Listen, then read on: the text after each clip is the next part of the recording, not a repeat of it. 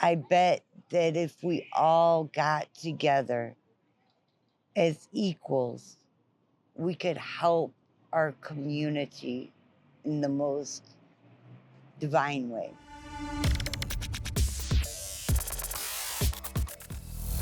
Hey guys, I'm here with Christine today, a buddy of mine. Christine was formerly homeless Yes. for a while. How long? Well, the first time I was ever out on the street was January 1st of 2013. Okay, so 12 years ago? Yes. And how long were you out on the street?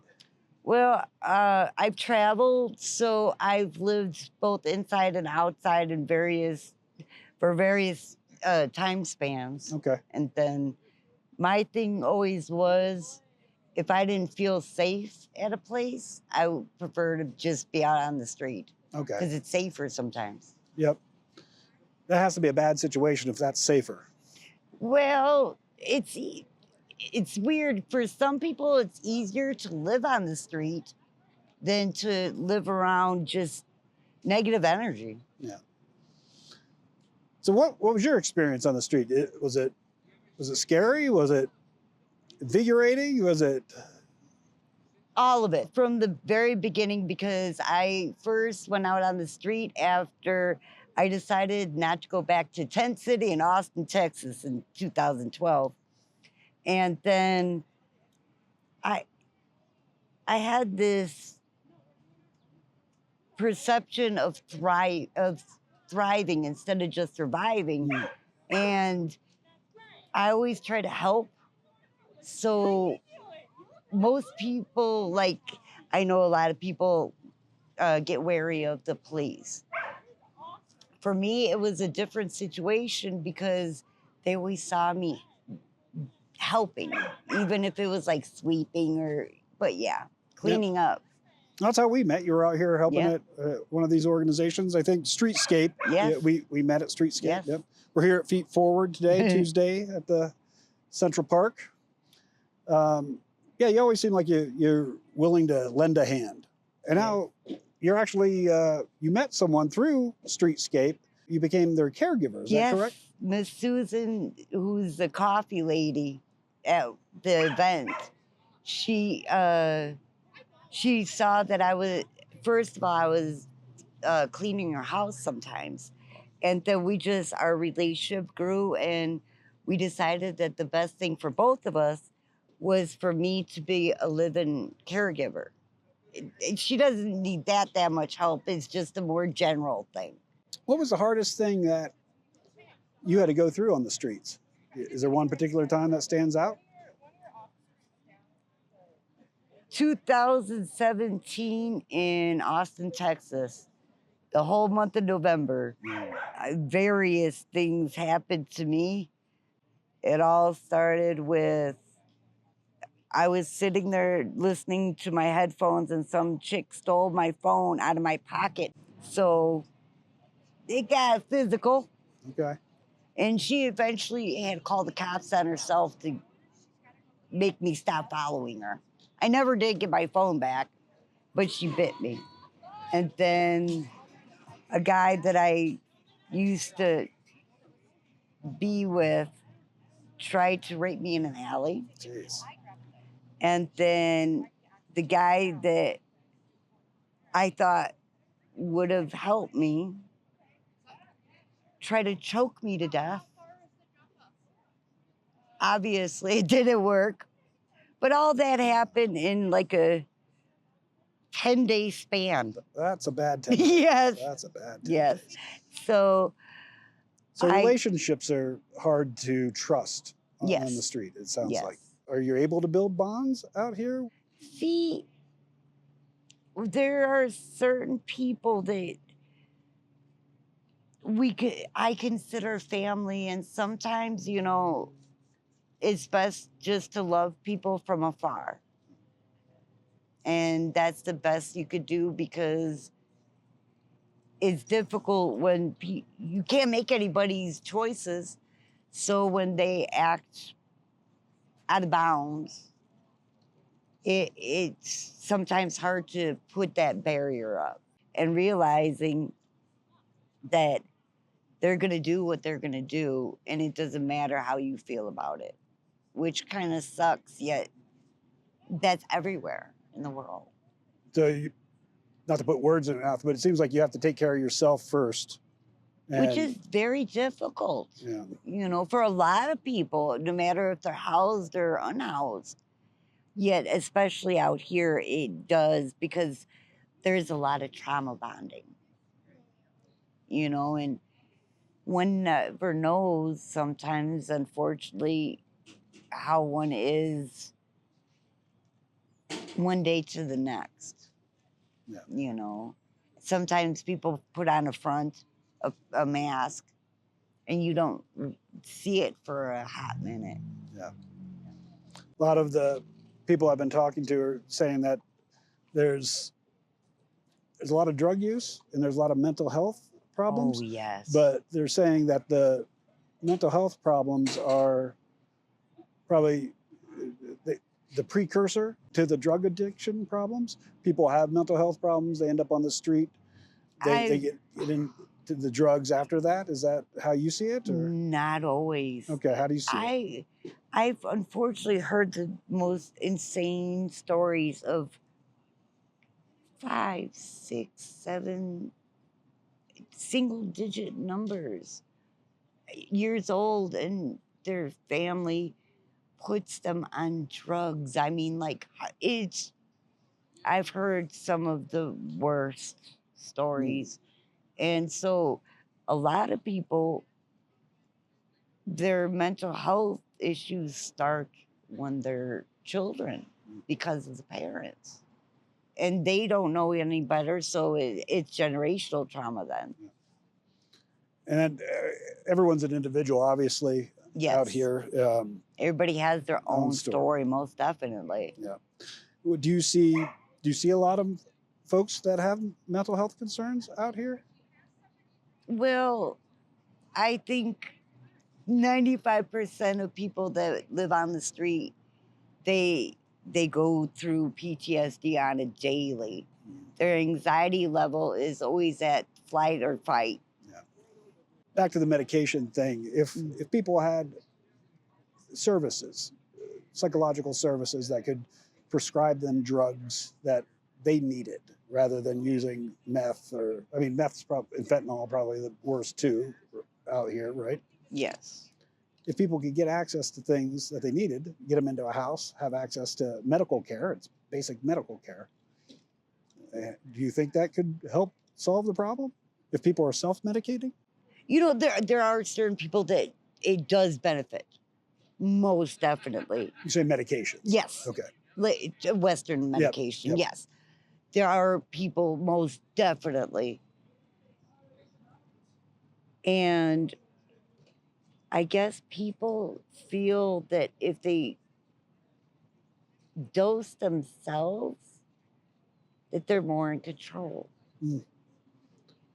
But even if it's stuff that might kill them. I don't comprehend that stuff. I don't get why people take medication, any kind, that puts their life. The Narcan, I've heard of people ODing 4 or 5 times a night, and they still keep on doing it. Wow. They're trying to. Unfortunately, they don't know how to choose life. They're always choosing death. They have a death wish. Yeah. And they probably had it for God only knows how long.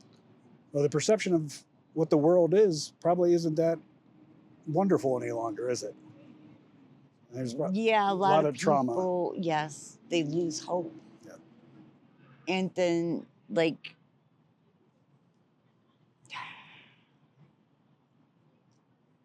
it's very traumatic for a lot of people for a variety of reasons. They've seen their parents get arrested, or, you know, and it's a lot of divide and conquer instead of being a community. Let's go back to the acu-detox. Can you tell me what that is? At the 5 needle point, it's all in your ear. And the Tupac's stepfather, Dr. Shakur, started it in New York. And also, I forgot the name, but they're a Puerto Rican gang. And what they did was they started giving the 5-point acupuncture to people that were prescribed methadone. Mm. And it's also called acu-wellness. It's very amazing. It opens up the pathways because it's all the yin points. And so it opens up to things that are buried. And people try to bring them more to the surface. And sometimes for a lot of people, they can't last very long, which is fine, you know. Also, we use what are called seeds, and they're little radish seeds or little metal on very small Band-Aid looking thing. Okay. And you just stick it on and you self do it. So it's acupressure instead Okay. of acupuncture. So they can leave it on and do it when they Yes, need for to? up to 2 weeks. What are the results of it? What is it doing for the individual? Well, it's with that one in particular, it helps open up where you have stuck energy. Okay. And it helps the meridians flow. And so with that, the particular meridians that it goes to, it helps in a variety of reasons. And a lot of it is anti-anxiety. So if you do certain placements with the needles, you're releasing anxiety. You're releasing stuck energy that will help you go from the fight or flight into more of a thoughtful, present. Okay. It helps. So it's give you calming. hope. Yes. So you remove the anxiety, and that we're assuming the anxiety may be the trigger for Well, yes. drug use. For drug use, yes. For so many things. You know, they're doing it to little babies as young as 6 months old. So not necessarily just for right. That's why they call it also acu-wellness. Got it. Okay. Yes. Great. Well, thank you for doing that. Oh, it's such an honor. Where do you do it at? Anywhere. Usually, if it's colder, we cannot do it, but we do it here at the park. Okay. And we go visit different housing communities and do it free for, you know. And if you get a scholarship, one of the things that's a prerequisite is that you serve your community. So sometimes, you know. Did you get a scholarship? Yes, I did. Oh, you did. Okay. Yes, I Very did. good. Thank you, Bonnie. Yes. Nice. And So do you have a certain number of hours that you do serve the community, or is it just kind of a general? It's general. Okay. But there are certain people that work with BCAP. Some of the ladies, they're certified. And some of the people at different organizations here in Boulder are certified with the AccuDetox. Okay, so it's kind of an add-on for people who get that? Most definitely. Okay, so people are working in the field and then they get this to be able to do more? Yes. That's cool. Yes. And then So you're not charging for your service? No. Okay. Now, like, I was actually talking with the lighthouse. And it may be possible that I could do it there, like how they do like Reiki and all those types of healings. I might be able to do that there, and I would do it by tipping. Okay. I would never have a set amount, but as a tip. However, the people that cannot afford it need it the most. Yep. That's why it started with the methadone clinic, because it was not helping. Yeah. You know, it was just going from one substance to one that the government decided, you know, it's for the best. Just like how, like chiropractors, they weren't always covered on insurance. Right. So, you know, it's more like that. And communities, when you are at that fight or flight at all freaking times, it can help. Yeah. What do you think are the biggest challenges on the street here in Boulder? What are people? Now, Yeah, right now.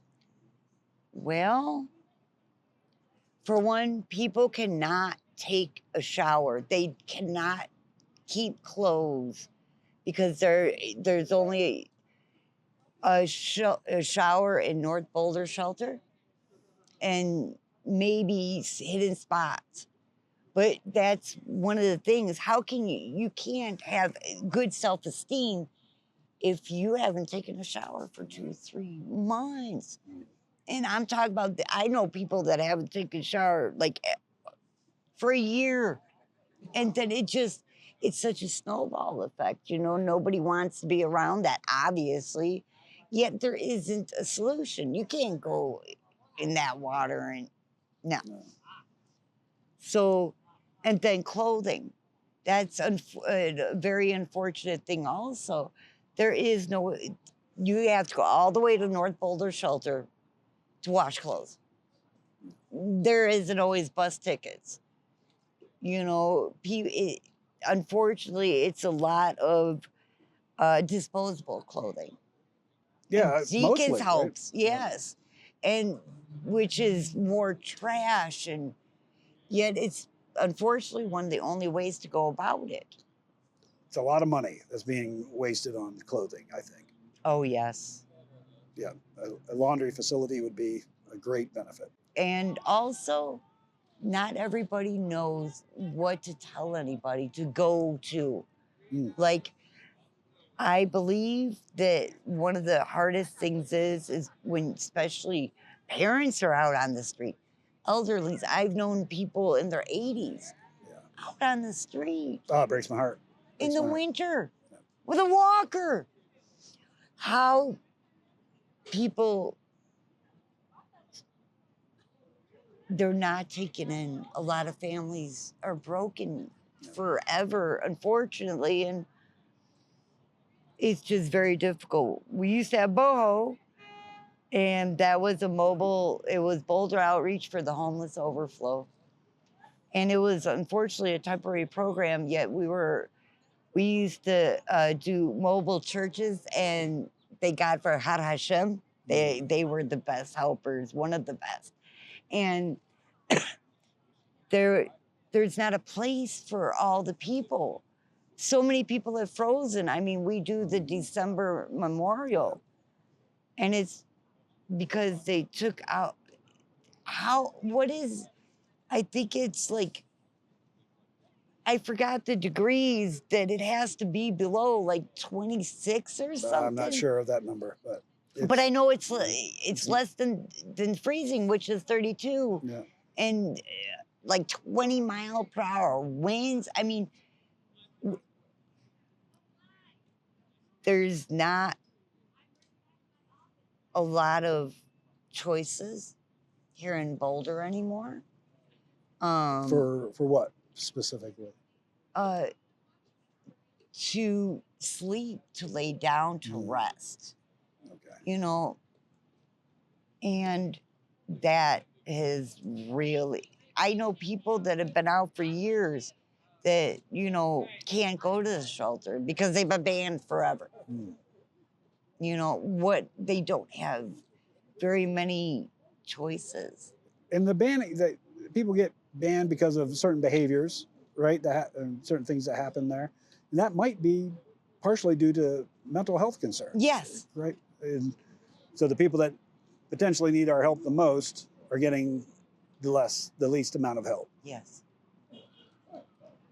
What are some solutions that we could do as a community? Simple solutions that would would better the lives of the folks out here. If we volunteer and give of ourselves to our community, it would help. There are so many places that can take donations. It doesn't have to be monetary. That always helps also. Yet, just like when you go through your house to give, I do believe that what we call the little libraries here, when I was in North Carolina, they had a really good idea. Instead of books, they would put food or needed items. You know, I know it, like sometimes there were boxes behind certain places that did get locked at after business hours. Yet during business hours, there was free clothes. And I do comprehend, I see it from two perspectives. And I do comprehend it's not cool to have people that don't pick up after themselves, that do leave really bad things around. So we somehow need to stop dividing and conquering. We need, like, farmers, like people that grow their own vegetables and all that. The excess, people always have excess, right? Donate it somewhere. I really wish that we would just realize that there's everybody has their story. And I do know it's kind of scary sometimes for the volunteers to be out. You know, I there has to be a middle ground somehow. And if I could solve it, I would. I just don't know the proper perspective which would help. And if it helps one place, it could help other places. And I could understand. I mean, these parents, CU, they pay a beautiful penny every semester for their children, and they should be protected. So we need something downtown. We need, because we had the carriage house before. So things like the park weren't as utilized. You know, people have no other choice. The carriage house was it a day shelter? Yes, it was a day shelter. We got, I think it was 15-minute showers, and then we would go in and clean. And we used to have ways to wash clothes for people. You know, unfortunately, everything is based with North Boulder Shelter, and I know people there now, and they're amazing, and they're truly helping others. They do need people that do. We need more therapists. We really need and a lot of people have always been taught not to talk to therapists. So we need different avenues. I agree with that. Yes. Everyone's an individual. Yes. So everyone needs their own path. Yes. Most definitely. We're certainly not all facing the same difficulties. Exactly. What would you like to tell this community, the unhomed community? Would you have any words of wisdom for them? For the outsiders? For the That's outsiders. what I call them now, the outsiders. It just is such a cooler term. There's still always hope, even when you don't think that there is. Find the community. We need to help each other. We need to set a better example. We need to pick up after ourselves, and we will be looked at differently. I've been housed up for quite a minute here and there. And no matter where I'm at, people think I'm homeless. Nope, sorry. You know, there's the people are always looked at as the me versus them. And we don't, unless one speaks with a person, nobody knows their true story. Yep. and why. And sometimes that's a really important thing also, is to feel like somebody is listening. I wish people from Naropa and all the places that hold a positive light get together as community and help everybody. All the therapists, all the acu-detox, all the Reiki. There's so much, all the local people that always feel in the heart that they want to help others. I bet that if we all got together as equals, we could help our community in the most divine way. I think you're right. I think we can do that. God's gifts. And Yeah. everybody is here for a reason. Yep. And it's to know that no matter what path anybody, insert anybody's path there, I respect it all. And if we choose a certain path and we're supposed to emulate the person that we feel is holy and the example. Yeah. We have to lead by that example, practice what we preach. Instead of preaching, the heart will tell it all. You're right. You are absolutely right. Thank you for talking with me. My pleasure. And I'm really glad we were getting to know each other. Thank you for sitting down with me. Thank you. And we'll have something out here soon. Cool beans. All right. Thanks again, Christy. You're welcome.